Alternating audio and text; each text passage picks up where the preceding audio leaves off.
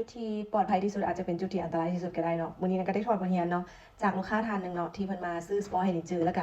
ซื้อตัวกาแฟดำกับนาเนาะซึ่งก็ได้โซกันเนาะจริงๆนะก็คงจะเอ้ยเพิ่นมาโดนแล้วเนาะบ่เห็นเพิ่นสักพักนึงเนาะซึ่งเพิ่นเพิ่งกลับมาจากการที่บิวร่างกายใหม่สร้างสุขภาพใหม่เพราะว่าเพิ่นเนี่ยเพิ่งผ่านการผ่าตัดเนาะเกี่ยวกับมะเร็งขั้นนึงอายุเพิ่นก็39กำลังจะเข้า40เนาะซึ่งต้องบอกว่าผู้หญิงท่านนี้นะนาเนี่ยค่อนข้างแบบศึกษาข้อมูลของเราแล้วเป็นอย่างที่นาอยากเอามาแชร์บ่ได้มาแชร์แบบแล้วก็พูดของเรามันจะมีประโยชน์ต่อทุกคนบ่ต่อสำหรับนานะรู้สึกว่ามันมีประโยชน์เนาะ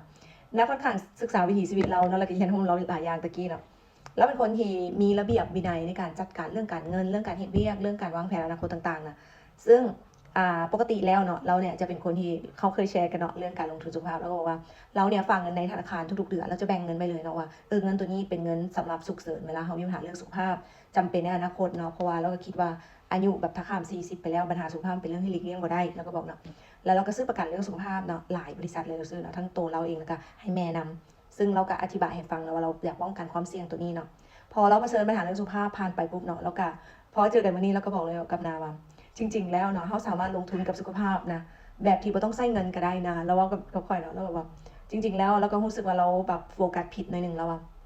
โฟกัสผิดแบบว่าเราคิดว่าเรานะมีความมั่นคงเรื่องการเงินที่จะมาดูแลสุขภาพอยู่ในธนาคารแล้วเรามีประกันส่วนหนึ่งในการที่จะมาช่วยเหลือด้านสุขภาพในยามจำเป็นแต่เราลืมไปว่าที่จริงแล้วนะเราสามารถสร้างสุขภาพดี แล้วเข้าใจได้ว่าคนเฮาเนี่ยจะไหนมันก็ต้องเจ็บต้องป่วยแต่ถ้าเฮาสร้างตัวเองให้แข็งแรงเส้นเนาะออกกำลังกายอย่างต่ำมื้อหนึ่ง30 นาทีกินอาหารพยายามเนาะบริบาลเขาว่าต้องเป็นคลีน100%แล้วว่าพยายามจัดแจงอาหารใหม่เพราะว่าเวลาเฮาอายุหลายขึ้นร่างกายเฮามันอาจจะบ่ได้กำจัดของเสียได้คือตอนเฮายังเป็นวัยรุ่นเนาะแล้วก็พยายามนอนให้ไวพยายามแบบเครียดให้น้อยลงต้องหาวิธีแล้วว่าแน่นอนว่าทุกคนมันก็มีความเครียดแหละเนาะในการสร้างชีวิตแต่ว่าตัวนี้มันก็เป็นส่วนหนึ่งของสาเหตุของการก่อให้เราเป็นมะเร็งนั่นแหละ ซึ่งปัจจัยเนาะก็จะมีพวกควรจะกวดเนาะแต่ความโชคดีของเราคืออย่างผมบอกแล้วเป็นคนที่กวดสุขภาพทุกปีแล้วกวดในเชิงแบบละเอียดเนาะก็เลยเฮ็ดให้เรานะเจอในตอนที่มันยังแบบบ่ได้เป็นหลายเนาะเราก็เลยแก้ไขทันซึ่งการแก้ไขของเรานะทุกคนเราใช้เงินนะหลักล้านเนาะแล้วก็ต้องเสียเวลาไป6เดือนถึง7เดือนในการพักฟื้นตัวเองและในช่วงที่เราพักฟื้นน่ะเราก็เลยได้อ่านเนาะอ่านศึกษาเวลาเขาป่วยเป็นโรคอย่างเขาก็จะศึกษาเนาะว่ามันเกิดจากอย่างแล้วนับจากนี้เนาะ คนที่เสียดความตายมาเนาะโรคมะเร็งทุกคนเราฟังสื่อกับฮู้แล้วเนาะเขาจะรู้สึกว่าเขาจะต้องเฮ็ดแนวใดให้มันบ่เกิดขึ้นอีกแล้วเขารู้สึกว่ามันบ่ได้ม่วนเขารู้สึกว่าเขาต้องแบบเปลี่ยนตัวเองเปลี่ยนพฤติกรรมแนวใดเนาะซึ่งพอมาฟังแล้วเว้านะรู้สึกเนาะ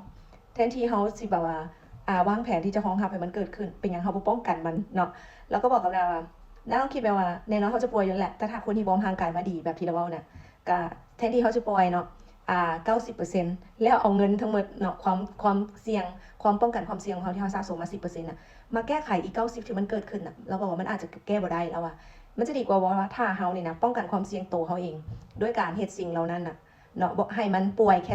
10%ถ้าร่างกายเขาแข็งแรงแล้วอะเขาก็จะมีโอกาสป่วยน้อยกว่าคนที่บ่ได้วอร์มตัวเองเนาะบ่ได้แบบว่าพัดเขาหยังบ่ได้แบบสะสมสุขภาพตั้งแต่แบบตอนนี้ไปนะซึ่งเราบอกว่าต่อให้เจ้าบ่ออกกำลังกายมื้อนี้นะเราบอก เพราะเราเป็นคนบ่ออกกำลังกายเนาะเราเป็นคนที่เป็นของการทุกคนที่ของการที่เป็นกับความคิดที่เป็นกับคอมเกี่ยวกับว่าออกกำลังกายเราก็จะแทบบ่มีเวลาเนาะแล้วก็คิดว่าสมัยตะกี้เราบอกเราก็บ่ได้เสียดเวลาดอกคิดว่าต้องเฮ็ดอย่างก็ได้ให้ร่างกายมันได้แอคทีฟประมาณ30นาทีนะเราบอกว่าถึงเจ้าบ่เฮ็ดตอนนี้นะแล้วว่ามื้อที่มันเกิดขึ้นกับเจ้าน่ะเจ้าก็ต้องมานับ1อยู่ดีแล้วว่าตอนมานับ1ตอนที่มันเป็นแล้วเนี่ยโอ้มันโคตรเมื่อยเลยแล้วว่ามันทรมานเนาะ3สิย้ายขาหนึ่งออกไปได้นี่แบบว่า3สิบิวร่างกายเนาะเพราะร่างกายมันบ่เคยเราบอก ได้ใช้เวลาแบบ2-3เดือนไปย่างอยู่ลู่วิ่งไปจิมไปคอยย่างเฮ็ดแบบนั้นมื้อละ30นาทีชั่วโมงหนึ่งคอยวอร์มตัวเองแล้วบอกว่าถ้าย้อนกลับเวลากลับไปได้นะเราจะเฮ็ดสิ่งนี้ก่อนที่มันจะเกิดขึ้นแล้วว่าอย่างน้อยนะถึงมันเกิดขึ้นเราก็สู้ได้เพราะว่ากล้ามเนื้อเราแข็งแรงเนาะเซลล์เราแข็งแรงเราอาจจะภูมิคุ้มกันเราอาจจะแข็งแรงกว่านี้ซึ่งนั่นคือว่ามันเป็นแบบความรู้ใหม่ที่ว่าบ่เป็นความรู้ใหม่ดอกเราฟังจากปากคนที่ผ่านมาแล้วนะมันรู้สึกว่าเราได้บทเรียนว่าเฮ้ยมื้อนี้เราโชคดีส่ำใดแล้วเราที่ยังมีโอกาสว่า แก้ไขตัวเองนะป้องกันตัวเองแทนที่เขาจะคิดว่าเขาเก็บเงินหรือว่าซื้อประกันเนาะเป็นอย่างเขาบอลองเคลื่อนไหวตัวเองลองปฏิบัติลองลงทุนกับตัวเองด้วยกันสิ่งที่เขาสร้างได้แบบว่าต้องใช้เงินพาหมาไปแลนถูหญ้าถูเงินย่างน้อยมีวินัยกับตัวเอง30นาทีก็ยังดีนะทุกคนดีกว่าตอนเขา50-60อันนี้นะก็ได้บทเรียนเรื่องนี้นะกับแม่ของตัวเองเนาะเพราะว่าแม่เนาะเราบ่เข้าใจเรื่องการออกกำลังกายสมัยกี้เราแค่เราคิดว่าเราเฮ็ดเวียกแบบซื่อๆพอเราแบบ อายุหลายขึ้นเราก็บ่ได้พยายามย่างปานใดบางมื้อเราอยากย่างเราก็ย่างนำเฮือนถ้าบ่นั้นเราก็บ่ย่างเลย แล้วพอเราอายุหลายขึ้นกล้ามเนื้อเราสูญเขาเรียกว่าสูญเสียกล้ามเนื้อเนาะขามันก็จะเริ่มลอยย่างบ่ค่อยอยากได้เห็นบ่เฮาก็ไปเฮียนว่าไปเถอะย่างเถอะตอนนี้เฮาย่างได้ดีกว่ามื้อนึงเฮาย่างบ่ได้มาเฮาสิเสียใจเฮาอยากเฮ็ดแต่มันลุกบ่ได้หันล่ะทุกคนแล้วอันนี้ก็เป็นแบบว่าแง่คิดที่ดีแล้วก็เฮ็ดให้เราแบบตื่นตัวว่าเฮ้ยบางทีออกกำลังกายมื้ออยากออกก็ออกมื้อบ่อยากออกก็บ่อยากออกบ่ออกหันน่ะก็เลยต้องได้แบบปรับตัวใหม่เนาะก็หวังว่าเรื่องนี้จะเป็นประโยชน์กับทุกคนเนาะ